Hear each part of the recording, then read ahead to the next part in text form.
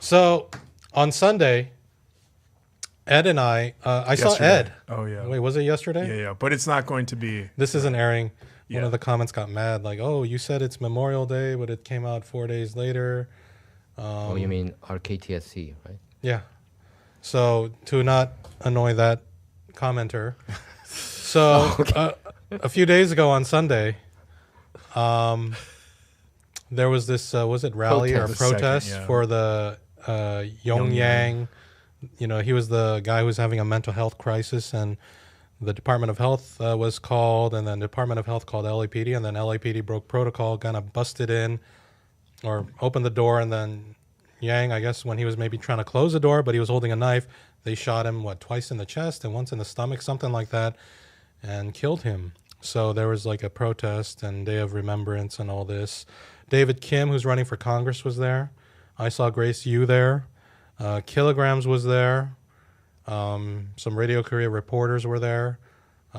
Danny Park of the People's Market, you know, the Skid Row Market, that guy was there. And it seemed to be some other influencers and things were around. Doug was kind of missing. Were you busy? Well, I didn't even know about the event, so. Oh, okay. Anyway, who else was missing was, I was surprised Kafla wasn't there, and Young Kim and Michelle Steele. Yeah. You know anything about that? I think they didn't give out any statements yet. I don't know. Even the Korea Daily was calling them out, saying, where are the Korean American politicians? Did you see that?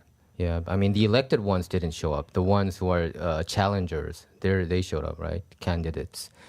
Grace Yu plus the ones who have to fight for votes. David Kim. Yeah, the ones who have to fight for... Not the establishment. Well, according to... You think they were like going off of because what it's not the even their newspaper was district saying? too, I think. I know, it's but not even their it's district. their person. It's a fellow Korean. I think Korean usually, even like other shootings happen, I think they, if it's not in their district Avoid or OC, I think they don't even try to... Wait, why are they talking about China?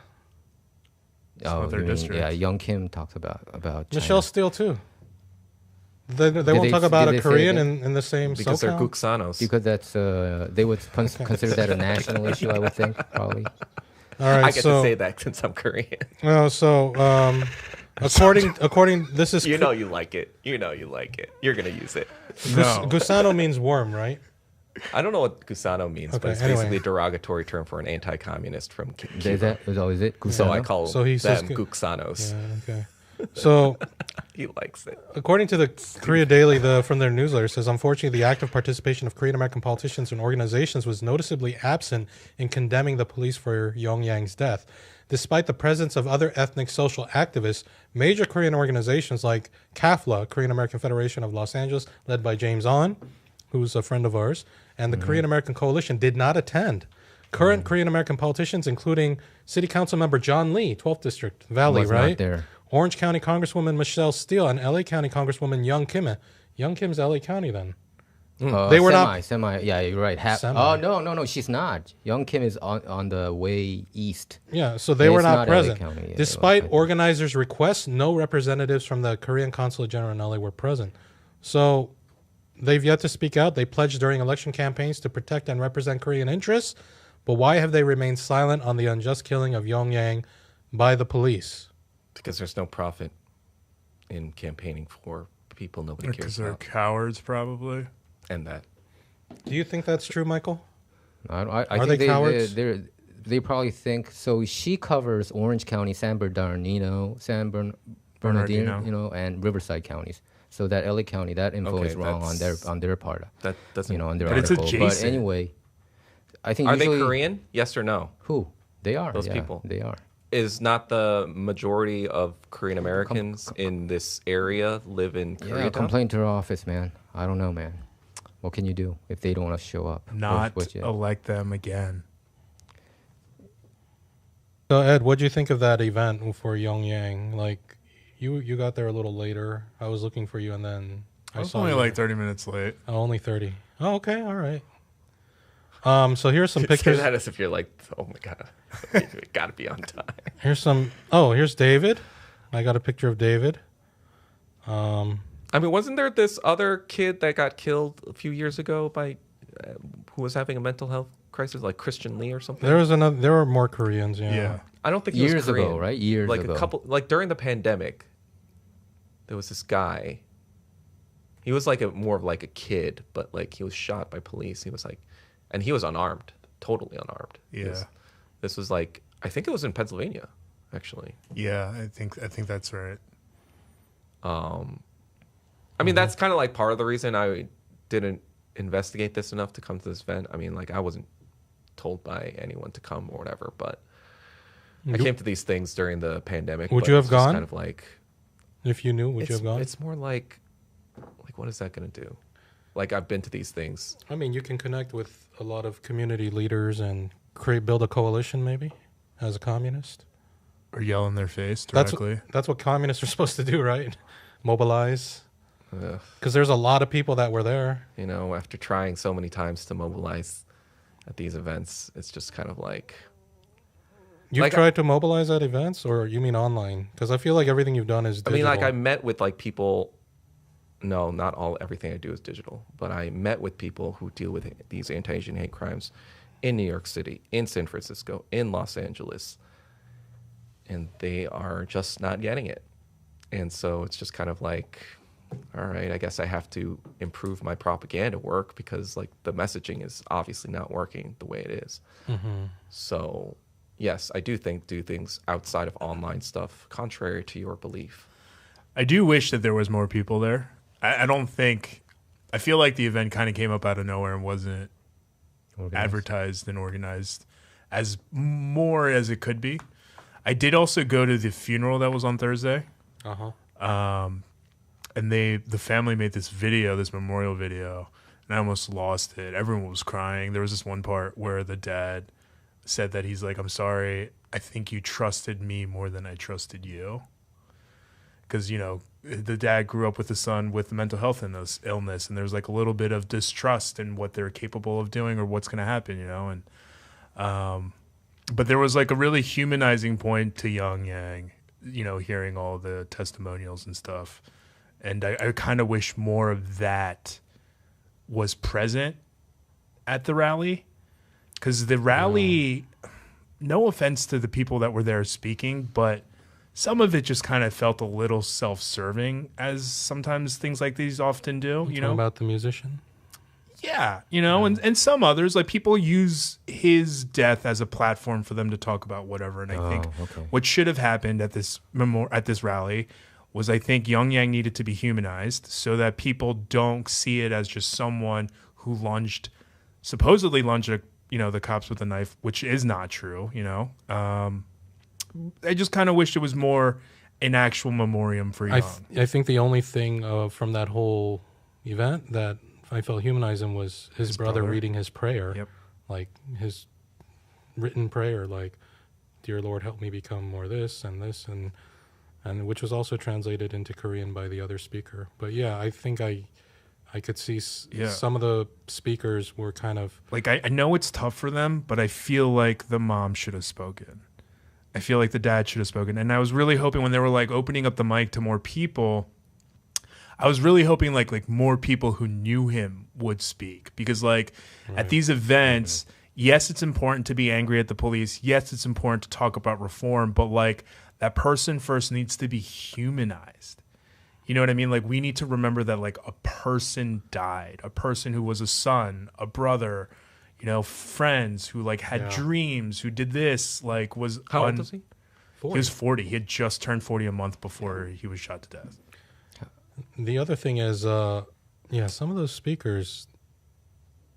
Like this, like self-serving. You felt like this one guy came up. Like he this. was wearing his like he was wearing his coat. like physician's coat, you know, the whole time, and then he finally spoke, and then like 3/4 of his speech was about how he actually like supports LAPD and like we need to respect them, and like we were looking at each other being like, oh my god, I started what is walking happening away. right now? I was like, what am I listening to? And I was like, Yeah. why are they having this guy here talking? Even if I knew about this event, I know it's going to be something he like should have this. Why would I spoken go to about something like this? schizophrenia, like all of that stuff. You know what I mean? Like there needs to be something where I think people's agendas kind of clouds these events sometimes, and I think the only agenda that we should be thinking about is how Young Yang deserved to live. Yeah.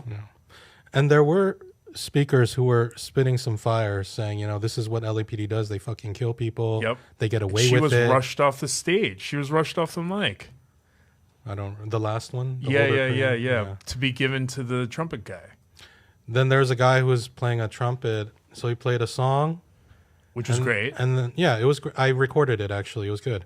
And then he went into the whole, police. I pray for police. They're good people. There's a good one. I'm like, here we go again. Yeah. So I think it was just those two speakers mainly that I kind of rubbed me the wrong way.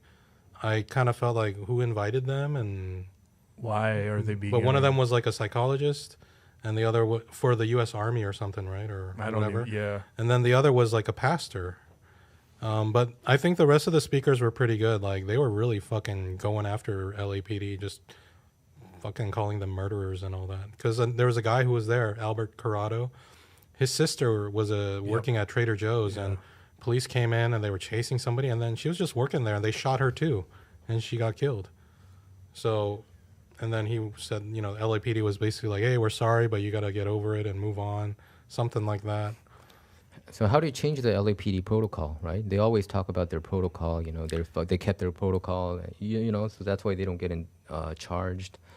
So don't you have to change Someone actually was saying protocol? that they were like, even if you were holding a water bottle looking menacing at the police, that's still the legit. right to shoot. And that's according to Dominic Choi, because she had spoken to Dominic Choi, and he specifically told her, anything can be like a weapon or whatever, and they have the right to kill you. So I think once you call police, now you have to assume somebody might get shot dead. I mean, that's pretty much what it means, I think.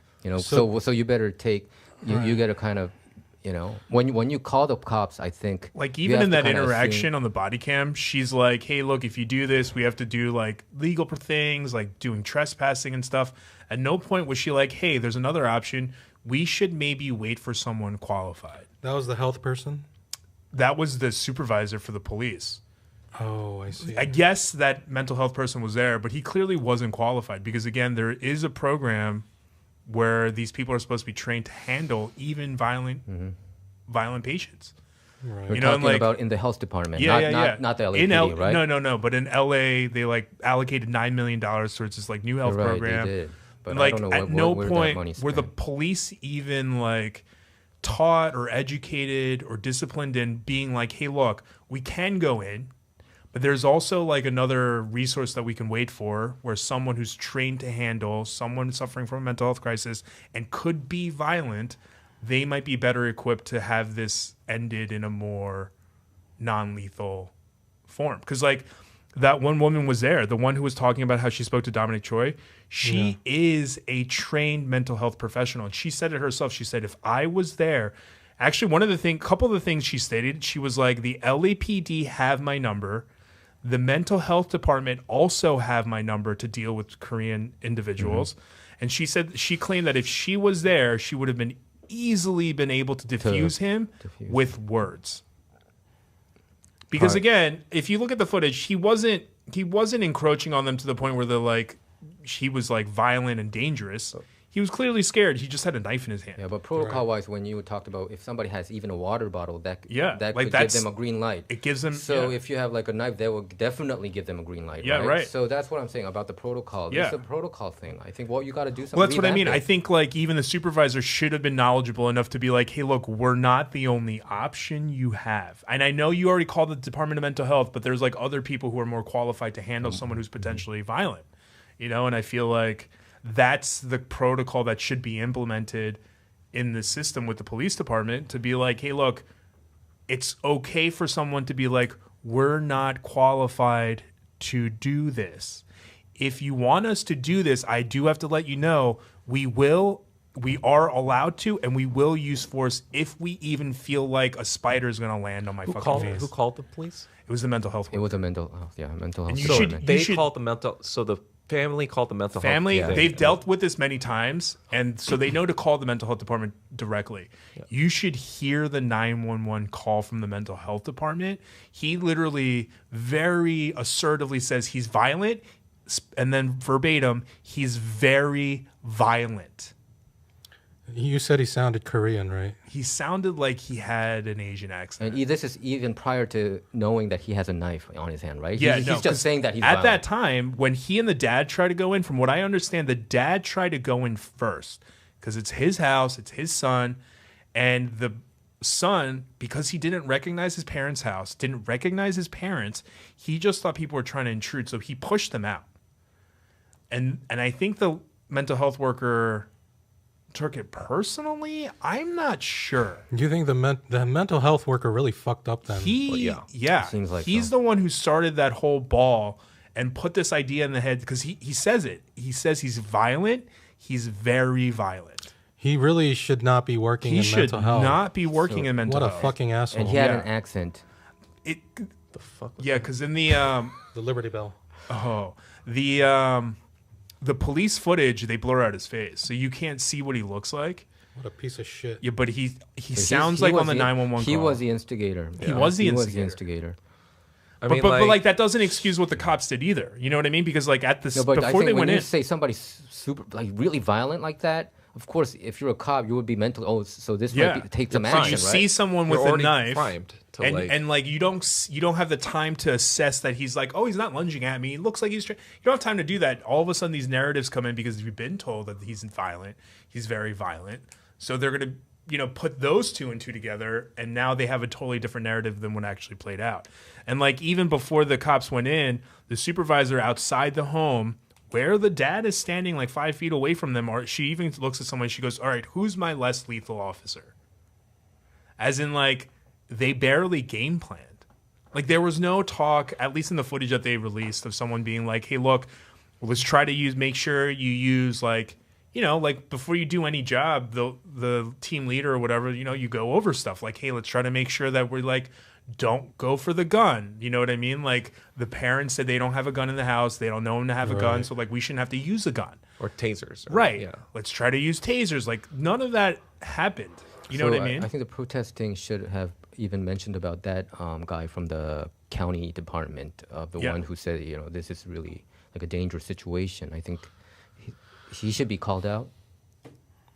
Yeah, I think so. I agree. Yeah.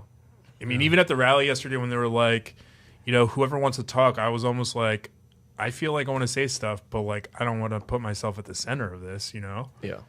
I think it's just because the narrative, well, I mean, I guess maybe not, because there were people who were saying police or praying for police, but I guess the overall narrative is like, oh, the LAPD fucked up, so like we're not going to talk about that stupid Korean guy. Dude, even at the narrative when people were like basically saying fuck the police without saying fuck the police, the one guy whispered in the ear and everyone had to be like, oh, by the way, these are my own personal beliefs. Oh, he said it after. Yeah, like everyone who said anything negative about the cops Anti-police. were also reminded to also clarify that like they're talking about their own personal opinions. Anyway, it seems like in America, if you have mental illness, you can be executed, and You're a criminal. If you have mental illness, you're a criminal. There was data, right? Action T4 program. A lot of someone said it's like mentally ill are people, like 60 times more likely yeah. to be killed by police or something like When that. the police A are lot of involved. yeah. But anyway, you know who else we saw there?